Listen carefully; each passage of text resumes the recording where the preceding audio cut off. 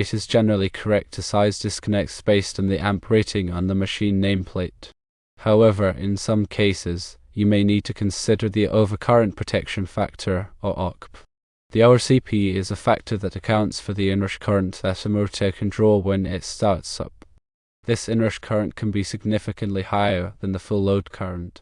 The National Electrical Code, or NEC, requires that overcurrent protection devices, such as disconnects, be able to handle the inrush current of a motor. The OCP for motors is typically 125%. Let's consider an example machine. This machine operates at 208 volts, has a largest load of 15 amps, and a full load amp of 25 amps. The largest load is 15 amps, so you would need a disconnect rated for at least 15 amps. However, since the full load amp is 25 amps, you should consider the OCP of 125%. Multiplying 15 amps by 1.25 equals 18.75 amps. Therefore, you would need a disconnect rated for at least 20 amps. For a second machine, we have a voltage of 208 volts and a 9 kVA rating. To calculate the current draw of this machine, we can use the following formula: current in amps equals kVA divided by voltage in volts. In this case, that's 9 kVA divided by 208 volts. This results in 43.27 amps. Since this machine draws 43.27 amps, you would need the following: firstly, a 50 amp disconnect. Secondly, 50 amp time delay fuses. Thirdly, 8 American wire gauge copper wire. Remember to always consult the manufacturer's instructions and the NEC for specific requirements and recommendations. The National Electrical Code provides comprehensive guidelines for electrical installations, ensuring safety and compliance. Let's delve deeper into the principles of sizing disconnects, fuses, and wires, focusing on practical applications and relevant code sections. When sizing disconnects, the primary consideration is the equipment's nameplate current rating. This rating represents the maximum current the equipment is designed to draw under normal operating conditions. NEC Section 430.110 addresses the disconnecting means for motors and controllers, specifying that the disconnect must have an ampere rating of at least 115% of the motor's full load current rating. This provision accounts for potential overloads and ensures the disconnect can safely interrupt the circuit. However, there are exceptions to this rule. For example, if the motor is part of a multi-motor assembly or a hermetic refrigerant motor compressor, the disconnecting means must be rated in accordance with NEC sections 430.53 and 440.12, respectively. These sections provide specific requirements for sizing disconnects based on the combined load of multiple motors or the characteristics of the motor compressor. Now let's move on to fuse sizing. Fuses are overcurrent protection devices designed to protect electrical circuits from excessive current flow. They operate by melting a fusible link when the current exceeds a predetermined level, thereby interrupting the circuit. NEC Section 240.6 specifies the standard ampere ratings for fuses and inverse time circuit breakers. When selecting fuses, it's crucial to consider the type of load being protected.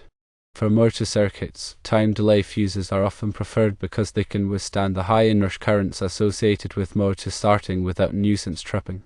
NEC Section 430.52 provides detailed guidance on the maximum rating or setting of motor branch circuit, short circuit, and ground fault protective devices. This section specifies that the fuse rating should not exceed 175% of the motor's full load current rating for inverse time circuit breakers, or 225% for time delay fuses. For other types of loads, such as lighting or heating circuits, the fuse rating should be based on the ampacity of the conductors being protected. NEC Section 240.4b allows for the next highest standard of a current device rating to be used if the calculated conductor ampacity does not correspond to a standard fuse size.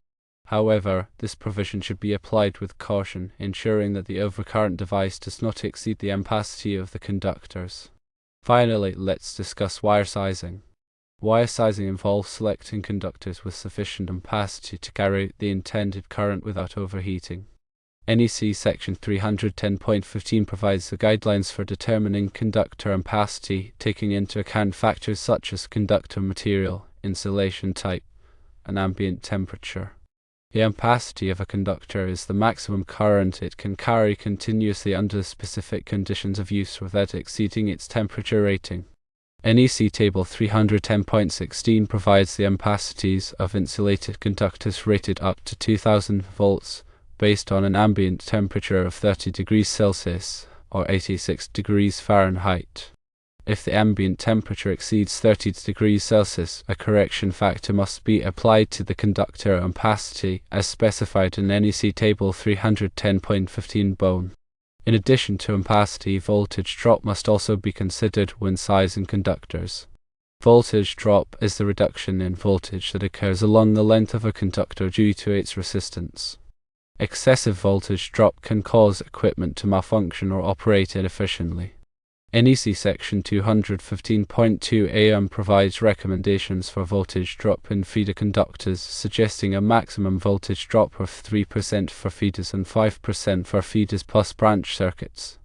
To calculate voltage drop, you can use the following formula: voltage drop equals 2 times the current in amps times the length of the conductor in feet times the resistance per foot, all divided by 1000.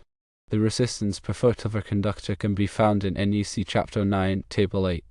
In summary, sizing disconnects, fuses, and wires requires careful consideration of the equipment's nameplate rating, the type of load being protected, and the applicable NEC requirements.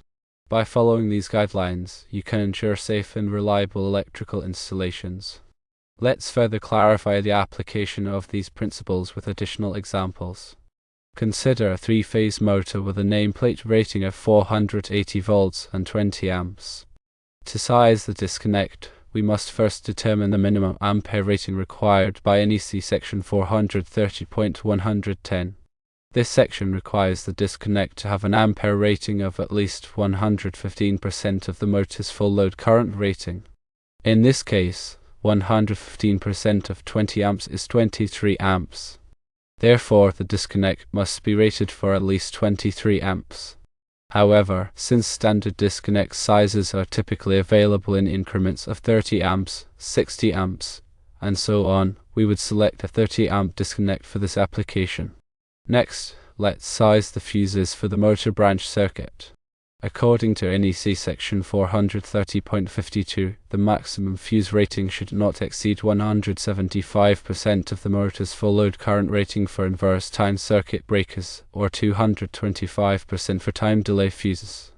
If we choose to use inverse time circuit breakers, the maximum rating would be 175% of 20 amps, which is 35 amps. However, since standard fuse sizes are not available in 35 amp increments, we would select the next lower standard size, which is 30 amps. If we choose to use time delay fuses, the maximum rating would be 225% of 20 amps, which is 45 amps. In this case, we could select a 45 amp time delay fuse. Finally, let's size the conductors for the motor branch circuit. According to NEC Section 430.22, the conductor supplying a motor must have an ampacity of at least 125% of the motor's full load current rating. In this case, 125% of 20 amps is 25 amps. Therefore, the conductors must have an ampacity of at least 25 amps. Referring to NEC Table 310.16, we can see that 12 American wire gauge copper conductors with THHN insulation have an ampacity of 25 amps at an ambient temperature of 30 degrees Celsius. Therefore, we could use 12 American wire gauge THHN conductors for this application. However, it's important to consider voltage drop when sizing conductors, especially for long circuit runs. If the motor is located a significant distance from the power source, the voltage drop may exceed the recommended limits, requiring larger conductors to be used. Let's consider another example involving a 208 volt single-phase lighting circuit with a total load of 15 amps. To size the disconnect, we simply need to select a disconnect with an ampere rating equal to or greater than the load current. In this case, a 20 amp disconnect would be suitable. Next, Let's size the fuses for the lighting circuit. According to NEC section 240.4b, the fuse rating should not exceed the ampacity of the conductors being protected. If we are using 14 American wire gauge copper conductors with THHN insulation, which have an ampacity of 15 amps, the fuse rating should not exceed 15 amps. However, since standard fuse sizes are not available in 15 amp increments, we can use the next higher standard size, which is 20 amps, provided that the conductors are protected against overcurrent. Finally, let's size the conductors for the lighting circuit. As mentioned earlier, 14 American wire gauge copper conductors with THHN insulation have an ampacity of 15 amps, which is sufficient for this application. However, it's important to consider voltage drop, especially for long circuit runs. If the lighting fixtures are located a significant distance from the power source, the voltage drop may exceed the recommended limits, requiring larger conductors to be used. In addition to these examples, it's important to be aware of other factors that can affect disconnect, fuse, and wire sizing. These factors include the presence of harmonic currents, the type of equipment being served, and the specific requirements of the local electrical code. Harmonic currents are non-sinusoidal currents that can cause overheating in electrical equipment and conductors. If harmonic currents are present, it may be necessary to use oversized conductors or special harmonic filters to mitigate their effects. The type of equipment being served can also affect disconnect, fuse, and wire sizing. For example, motors with high starting torques may require larger disconnects and fuses to handle the inrush current. Similarly, equipment that is subject to frequent starts and stops may require conductors with higher ampacity to prevent overheating. Finally, it's essential to consult the local electrical code for any specific requirements that may apply to your installation. Local codes may have additional restrictions or requirements that are not covered in the NEC. By carefully considering all of these factors, you can ensure that your electrical installations are safe, reliable, and code compliant. Remember that electrical work can be dangerous, and it's always best to consult with a qualified electrician if you have any questions or concerns. In the context of industrial maintenance, understanding how to correctly size electrical components is not just about adhering to codes, it's about ensuring the longevity and safety of the equipment and personnel involved. When dealing with machinery, it is vital to consult the manufacturer's specifications, which often provide detailed requirements for electrical connections, including recommended wire sizes, fuse types, and disconnect ratings. Ignoring these specifications can lead to equipment malfunction, premature failure, or even hazardous situations. Furthermore, it is crucial to document all electrical work performed, including wire sizes, fuse ratings, and disconnect sizes for future reference and maintenance purposes. This documentation can be invaluable when troubleshooting problems or making modifications to the electrical system. Regular inspections of electrical connections and components are also essential for preventing failures and ensuring safety. These inspections should include checking for loose connections, damaged insulation, and signs of overheating. Any problems identified during these inspections should be addressed promptly to prevent further damage or hazard. In addition to the technical aspects of sizing electrical components, it is also important to consider the human factors involved. Electrical work should only be performed by qualified and trained personnel who are familiar with the relevant codes and safety procedures. Proper personal protective equipment, or PPE, such as gloves, eye protection, and arc flash suits, should always be worn when working on electrical systems. It is also important to follow lockout/tagout procedures to ensure that equipment is energized before any work is performed. Lockout/tagout procedures involve disconnecting the equipment from its power source and placing a lock and tag on the disconnect to prevent it from being accidentally energized. These procedures are essential for preventing electrical shock and other injuries. In conclusion, sizing disconnects, fuses, and wires is a critical aspect of industrial maintenance that requires a thorough understanding of electrical codes, equipment specifications, and safety procedures. By following these guidelines and best practices, you can ensure the safety and reliability of your electrical systems and equipment. The goal is to create a safer and more productive working environment. Always approach electrical work with respect and caution. The principles of electrical safety and proper component sizing extend beyond the immediate task at hand, contributing to a culture of safety and professionalism within the industrial maintenance field.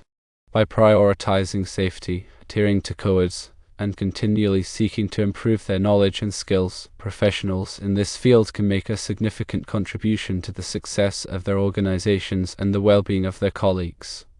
Electrical safety is not just a set of rules to follow, it is a mindset that should permeate every aspect of electrical work.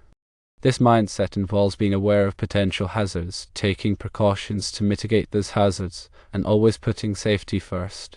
It also involves being willing to speak up if you see something that doesn't look right, and encouraging others to do the same. By fostering a culture of safety, we can create a work environment where everyone feels empowered to take responsibility for their own safety and the safety of others. The importance of ongoing training and education in the field of electrical maintenance cannot be overstated. Electrical codes and technologies are constantly evolving, and it is essential for professionals in this field to stay up to date on the latest developments. This training should cover not only the technical aspects of electrical work, but also the safety procedures and best practices that are essential for preventing accidents. In addition to formal training programs, there are many other resources available for electrical professionals to enhance their knowledge and skills. These resources include industry publications, online forums, and professional organizations. By taking advantage of these resources, electrical professionals can stay informed about the latest trends and technologies and connect with other professionals in their field. Electrical work is a challenging and rewarding profession that requires a combination of technical skills, problem-solving abilities, and a commitment to safety. By embracing a culture of safety, prioritizing ongoing training, and staying up to date on the latest technologies, electrical professionals can make a valuable contribution to the success of their organizations and the well-being of their communities.